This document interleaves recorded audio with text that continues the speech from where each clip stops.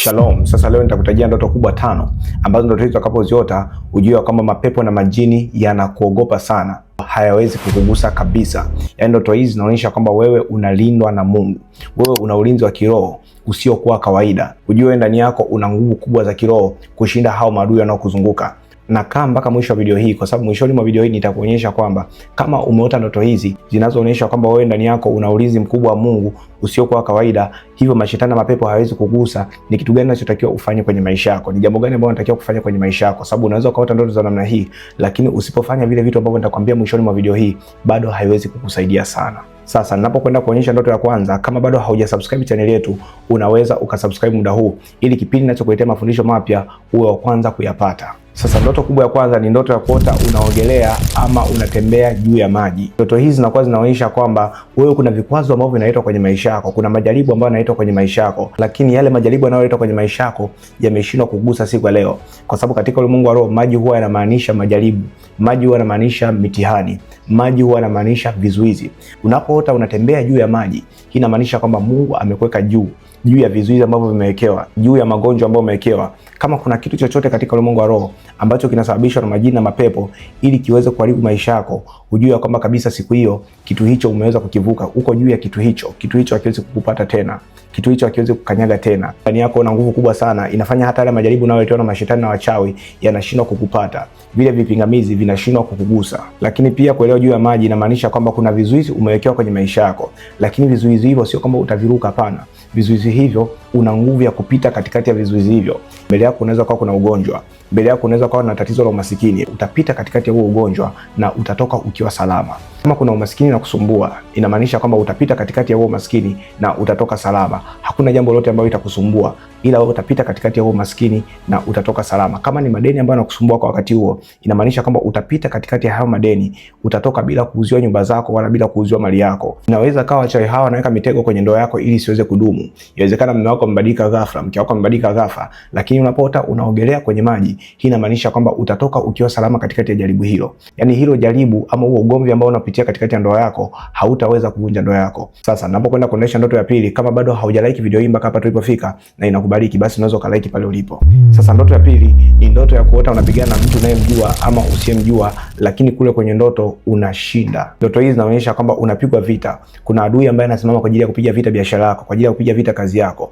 lakini yule adui yule umeweza kumshinda tayari. Kwa sababu kule kwenye ndoto kama unaota umepigana na yule adui na yule adui umemshinda, hii inamaanisha yule adui hana nguvu kukupita wewe. Yaani katikati ya ulimwengu wa kiroho wewe una nguvu kuzidi yeye, na ndio maana kule kwenye ulimwengu wa kiroho umeweza kumshinda. Inawezekana kuna majini yanayotupiwa kwenye habari ya uchumi wako, lakini unaota kule kwenye ndoto unapigana na vitu vya ajabu, unapigana na viumbe vya ajabu, lakini vile viumbe ambavyo unapigana navyo unavishinda. Hii inamaanisha kwamba vile vita, yale mapepo ambayo yanatupiwa katika ulimwengu wa kiroho hayana nguvu kupita wewe. Wewe umeweza kuyashinda nguvu yale mapepo. Huenda katika ulimwengu wa kawaida huu wanyama kule kazini unakofanya kazi, watu wanakupiga sana vita, watu wafanyakazi wenzako wanakuinukia juu ya kazi yako, lakini usiku unapokuwa umelala unaota unapigana na wale wafanyakazi, na wale wafanyakazi unaopigana nao unaota kama umewashinda. Hii inamaanisha kwamba wewe una nguvu kuzidi wao, wewe una mamlaka kuzidi wao, wewe unaweza kuzidi wao. Wao wanaweza kana kupangia vitu vibaya, wanaweza kana kuendea kwa waganga ili uweze kukosa hiyo kazi ambayo unaifanya. Ile jambo baya ambalo unalipanga juu ya maisha yako haliwezi kutimia siku ya leo. No matter unapangia vitu vibaya vingapi, no matter unapanga nini juu ya kazi yako, lakini ujue kwamba hawatakushinda. Ama muda mwingine inawezekana unakule usiku unakokuwa umelala unaota ni wafanyabiashara wenzako ndio unapigana nao. Inamaanisha kwamba wewe vita vyako inatokea kwenye biashara ambayo uko nayo. Yaani wafanyabiashara wenzako wanakutupia wewe mapepo na majini ili biashara yako iweze kuanguka. Sasa ninapokwenda kuonesha ndoto ya pili, ndoto gani ambayo ukiota ujue majini na mapepo hawezi kukugusa. Kama bado haujasubscribe channel yetu, unaweza ukasubscribe muda huu, na kama bado hujalike video hii, basi unaweza ukalike pale ulipo. Sasa ndoto ya tatu ambayo ukiota ujue mapepo na majini hayawezi kukugusa ni ile ndoto ambayo unaota unamkimbiza adui kwenye ndoto. Yaani badala ya wewe kukimbizwa, ila wewe unakimbiza. Hii inamaanisha kwamba ile majini na mapepo ambayo umetumiwa katika ulimwengu wa kiroho, umetumiwa katika ulimwengu wa ndoto, yaweze kuharibu kazi zako, yaweze kuharibu biashara yako, yaweze kuharibu ndoa yako, umeshashinda nguvu tayari. Unajua watu wengi sana huwa wanaota wanafukuzwa na wanyama wakali, wengine wanaota wanafukuzwa na ng'ombe, wengine wanaota wanafukuzwa na mbwa. Hizi ndoto zina maana mbaya sana. Na watu katika ulimwengu wa kiroho ambao wanakutupia majini na mapepo, na majini haya yanafuatilia maisha yako, yanafuatilia kazi zako, yanafuatilia ndoa yako, yanafuatilia watoto wako. Lakini kinyume chake cha hizi ndoto ni zile ndoto ambazo unaota wewe unafukuza adui. Maana yake yule adui yule hakuwezi wewe.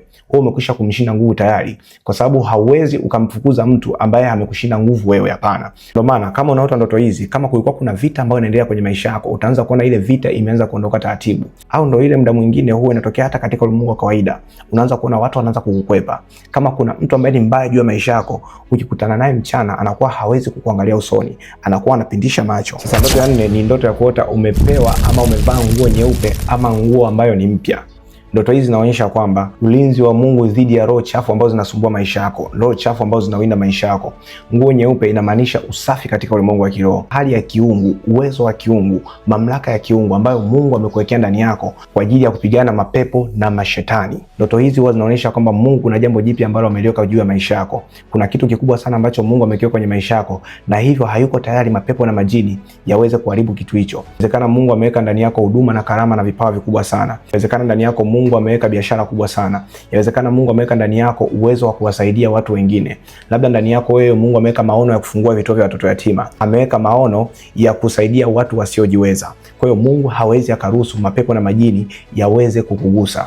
Mungu hawezi akaruhusu mashetani yaweze kugusa wewe, kwa sababu ndani yako wewe una kitu cha thamani. Una kitu kikubwa sana ambacho Mungu amekiweka ndani yako. Lakini pia ndoto hizi huwa zinamaanisha kwamba kuna jambo jipya ambalo linaenda kuachiliwa kwenye maisha yako. Huenda kuna kitu kikubwa sana ambacho umekuwa ukimuomba Mungu kwa muda mrefu kiweze kutokea kwenye maisha yako, na kitu hicho hakijaanza kutokea mpaka muda huo. Lakini pia ndoto hizi huwa zinamaanisha kwamba kuna heshima kubwa ambayo inakuja mbeleni, kuna nguvu kubwa ambayo inakuja mbeleni. Yaani wewe siku chache zijazo usoni unakwenda kuheshimika. Siku chache zijazo usoni Mungu anakwenda kufanya jambo kubwa kwenye maisha yako. Mungu anakwenda kufanya kitu kikubwa sana kwenye maisha yako, na kitu hicho kitakuwa sio kitu cha kawaida kabisa. Huenda umekuwa ukikaa katika level moja ya uchumi, umekuwa hauendelei kwa habari ya uchumi wako. Uchumi wako umekuwa ukikaa sehemu moja, unatafuta kuweza kupiga hatua kwenye habari ya uchumi, lakini inashindikana wewe kupiga hatua. Inashindikana wewe kukua, inashindikana wewe kuongezeka. Unapoota ndoto za namna hii, inamaanisha kwamba wewe kuna hatua mpya ambayo inakuja. Kuna jambo jipya ambalo Mungu anakwenda kulifanya kwenye maisha yako. Sasa ninapokwenda kuonyesha ndoto ya 5 ni ndoto gani ambayo ukiota ujue mapepo na majini hayawezi kukugusa. Kama bado haujasubscribe channel yetu, unaweza ukasubscribe muda huu. Na kama bado hujalike video hii mpaka hapa tulipofika na inakubariki, basi unaweza ukalike pale ulipo. Ndoto ya 5 ni ndoto ya kuota uko mahali pa juu sana. Mahali hapa panaweza pakawa ni juu ya mlima, inaweza ikawa ni juu ya elevator, ama inaweza ikawa ni juu ya ngazi ama juu ya ghorofa. Ndoto hizi zinaonyesha kwamba ndani yako una neema kubwa sana, ndani yako una kitu kikubwa sana, na hivyo neema hiyo imefanya Mungu aweze kuwekea ulinzi mkubwa sana ndani yako.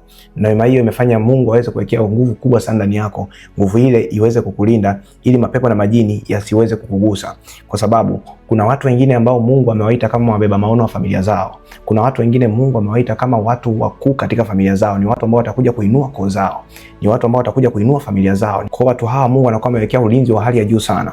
Mungu anakuwa ameweka neema kubwa sana juu yao, na neema hii ni neema ya kuwalinda. Pia ndoto hizi huwa zinakuwa zinamaanisha kwamba ndani yako una nyota ya umaarufu, yaani ndani yako utakuja kuwa mtu mkubwa. Sasa muda huu tunakwenda kwenye pati ya muhimu sana. Kama umekuwa ukiota ndoto hizi, unatakiwa ufanyaje? Basi utafanya mambo haya yafuatayo. Jambo la kwanza utakalofanya, utafungua Zaburi ya 91 mstari wa 10 mpaka ule wa 11 unaosema, mabaya hayatakupata wewe, wala tauni haitakaribia hema yako. Huwa atakuagizia malaika zake wakulinde katika njia zako zote. Utaingia kwenye maombi, utasema hivi: Mungu wa mbinguni, najua kwamba unanilinda katika viwango visivyokuwa vya kawaida.